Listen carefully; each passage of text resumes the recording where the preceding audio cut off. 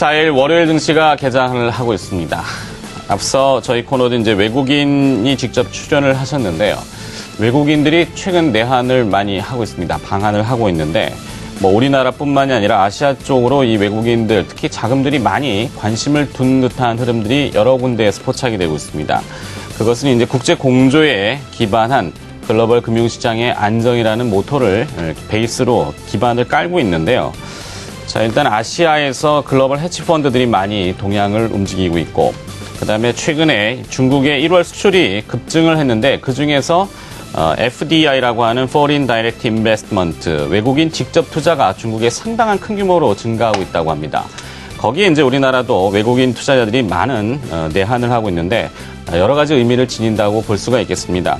지난주 금요일 날 또 외국인 투자자들은 삼성전자와 IT에 조금 편중되긴 했습니다만 3천억 원의 순매수를 보였고요. 이번 주에 어떤 동향을 나타내는지도 한번 가늠해보면은 투자에 큰 힌트를 좀 얻을 수가 있지 않을까라는 생각입니다.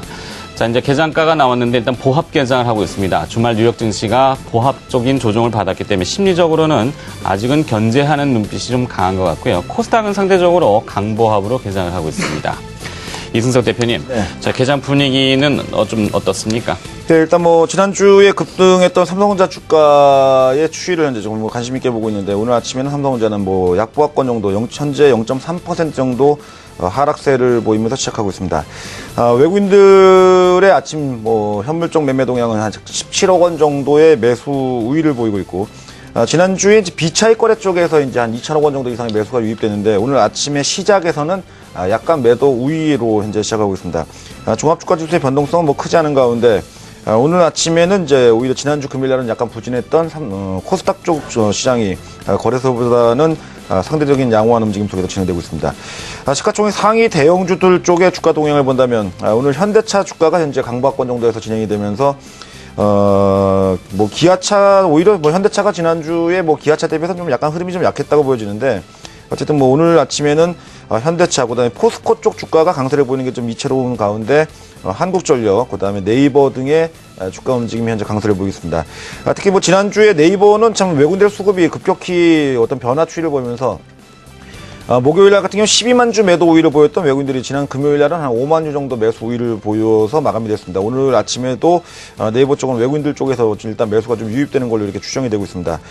당일 아침에 대형주들 쪽 전반적인 업종 동향 본다면은 글쎄 어느 뚜렷한 업종의 그 주가 상승이 견인되고 있는 상태는 아닙니다. 오히려 그동안 소외됐던 종목군 쪽의 움직임이 좀 낫지 않나 이렇게 보여주고 있고, 대형주들 중에서 오늘 가장 양호한 반등을 보여주는 거는 지난주 목요일 날 이미 급등을 한 이후에 금요일 날은 약간 약간의 조정 양상을 보였던 두산인프라코어 같은 종목의 주가 움직임이 상대적으로 오늘 아침에 좀 견조하게 시작을 하고 있습니다.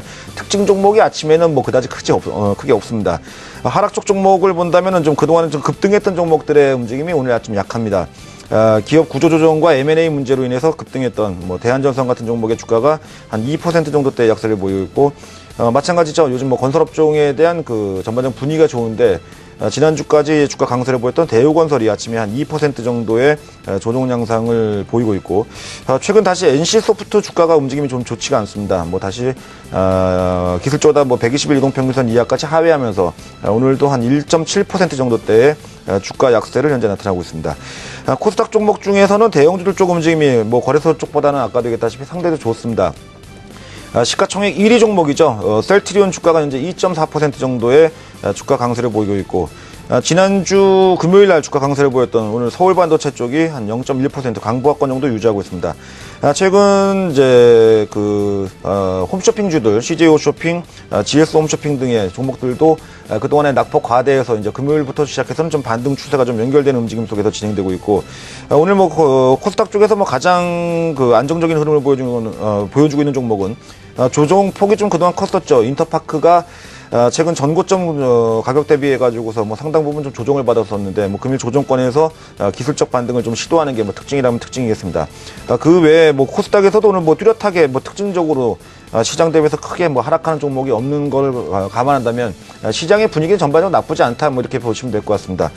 오늘 금일 같은 경우에는 오전장 출발은 다소 약보합권에서 시작하고 있습니다만, 현재 수급 추이를 감안한다면은 현재 낙폭이 유지 확대되기보다는 5호장으로 갈수록은 오히려 강보합권 위쪽 뭐 큰 변동성까지 금일은 나오지는 않을 거라고 전망합니다.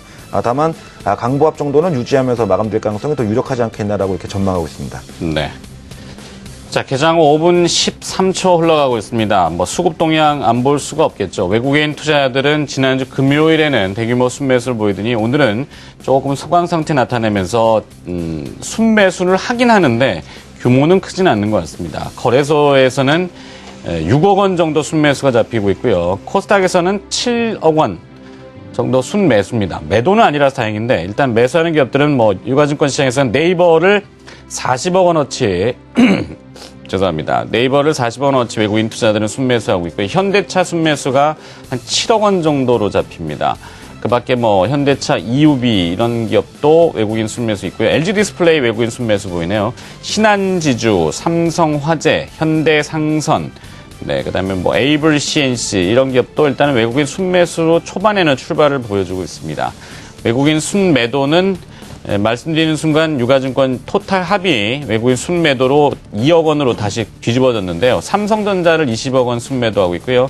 NC소프트를 18억 원, SK하이닉스를 한 9억 원 정도 순매수합니다. 지난주 금요일하고는 패턴이 좀 바뀌고 있네요. 호텔신라에 대한 외국인 순매도도 조금 보이는데 규모는 작은 편입니다.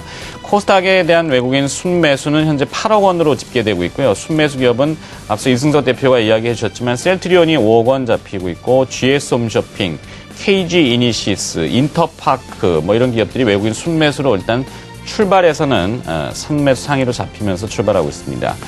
이승원 대표님, 네. 이 모바일 월드 컨글레스 얘기가 가장 큰 화두이긴 한데 타이젠 폰이라고 하죠. 네네. 삼성전자가 모바일 언팩을 통해서 이번에는 S5를 공개할 가능성이 높고 다중 OS, 이 스마트폰 운용 체제를 기존의 안드로이드에서 인텔이 주도하는 타이젠으로 복합적으로 쓰겠다는 이야기는 했는데 가장 큰 메이저 키는 일본의 NTT 도코모가 지고 있는 모양이죠. 그런데 NTT 도코모가 좀 미온적인 반응을 나타내서 네.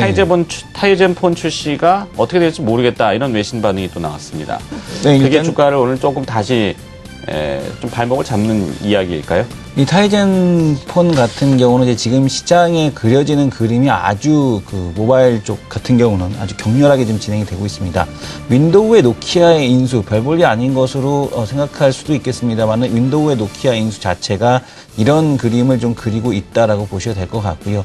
윈도우 베이스 계열의 어떤 그 스마트폰에 대한 확산 이런 것들이 또한 시장에서의 하나의 또 핵이 될 가능성에 대한 쪽이 좀 높아 보인다. 그래서 삼성전자 같은 경우는 또 한쪽에다가 또 시장에 대한 쪽을 또 이제 발을 담그는 그런 모습을 보여주고 있고요. 또한 이제 구글의 안드로이드에 대한 쪽을 견제하기 위한 하나의 또한 전략으로 또 가져가고 있다라고 보셔야 될 것 같습니다. 또한 이러한 삼성전자를 견제하기 위해서 구글 같은 경우는 이번에 레노버에다가 지금 모토로라를 또 매각을 했죠. 거의 모토로라의 매각은 매각이라고 볼 수는 없을 정도의 수준이고요. 낮은 가격과 그리고 엄청나게 좋은 조건. 거의 뭐 레노버 같은 경우는 거저가지 같다라는 정도 수준에 대한 매각이기 때문에 이 역시 구글도 역시 이런 움직임을 좀 보여주고 있다라고 보셔야 될 것 같고요. 애플 같은 경우는 뭐 삼성전자하고 계속해서 그 특허 전쟁에 대한 쪽을 지속을 하면서 또한 이번에는 이번 MWC에서는 지금 시장에 대한 그 흐름 자체를 또 디스플레이 쪽으로 가져가려고 하고 있습니다. 근데 이 문제는 뭐냐면 이 OLED 쪽에서 삼성의 그 OLED 진영 자체가 좀 밀리는 또 그런 모습을 또 보여주고 있죠. 아이폰 6부터는 퀀텀 답 디스플레이를 적용한 그런 그 스마트폰 디스플레이를 적용을 하겠다라고 얘기를 하고 있는데 이쪽에서는 또 이미 그 백라이트 유닛 자체를 LG 그 이노텍이 생산을 해서 LG 디스플레이가 납품할 수 있는 구조에 대한 쪽을 또 만들어내고 있습니다. 그래서 지금 그 OS뿐만 아니라 지금 그 디스플레이 기술에 이르기까지 상당히 좀 복잡한 전기 양상에 대한 쪽이 전개해져 나가고 있다라고 보셔야 될 것 같고요. 그 중에 뭐 어떠한 기술이 됐던 간에 그 SK 하이닉스 같은 경우는 뭐 좋을 수밖에 없는 그런 상황이겠죠. 이미 뭐 경쟁에 대한 쪽이 아니라 어느 쪽으로 뭐 이쪽 뭐 타이젠 폰이 잘 나가건 아니면은 뭐 안드로이드 폰이 잘 되건 아니면은 뭐 애플 폰이 잘 되건 상관없이 SK 하이닉스 같은 경우는 뭐 수혜를 볼 수 있다라고 보셔야 될 것 같고요. 이 디스플레이 기술에 대한 쪽 이 퀀텀 닷 디스플레이는 올해 하나의 좀 큰 화두에 대한 쪽이 될 수 있을 것 같고 앞에서도 말씀드렸던 UHD TV와도 또 연결이 된다라고 보셔야 될 것 같은데 UHD TV에는 뭐 당연히 그 대형 그 IT주들 말고도 뭐 지금 보게 되면 그 UHD TV 부품주로 보여지고 있는 TLI라든가 아나페스라든가 이런 기업들도 있고 관심을 좀 가져야 될 것으로 보여지고 있습니다. 네. 자, 이제 코스피 선물 개장 분위기 보니까요. 뭐 분위기가 이렇습니다. 현재 그 선물과 현물의 그 격차인 베이시스가 오늘도 이제 개장 초반에는 마이너스 백워데이션으로 흘러내려갔다가 다시 지금은 보합 수준인데 시장 베이시스가 이런 베이시스를 또 하회하고 있고요. 그래서 프로그램 매수는 지난주 금요일에는 비차익으로만 외국인 투자들이 유입이 됐고 이 베이시스하고는 연관성이 좀 떨어지는 것 같습니다. 정리해서 말씀드리면은 현물 시장은 주식 현물 시장은 좀 올라가고 싶어 하는데 선물 시장은 앞서 나아가질 않는다 이렇게 판단되죠. 그래서 현물과 선물의 이런 움직임이 조금 괴리감을 느끼는 이런 움직임인 것 같네요. 자, 뚜렷한 뭐 또 특히 동향이 있으면 다시 알려드리도록 하겠고요. 환율 쪽 동향을 좀 들어볼까요? 서울환시 개장 분위기는 이트레이드 증권 투자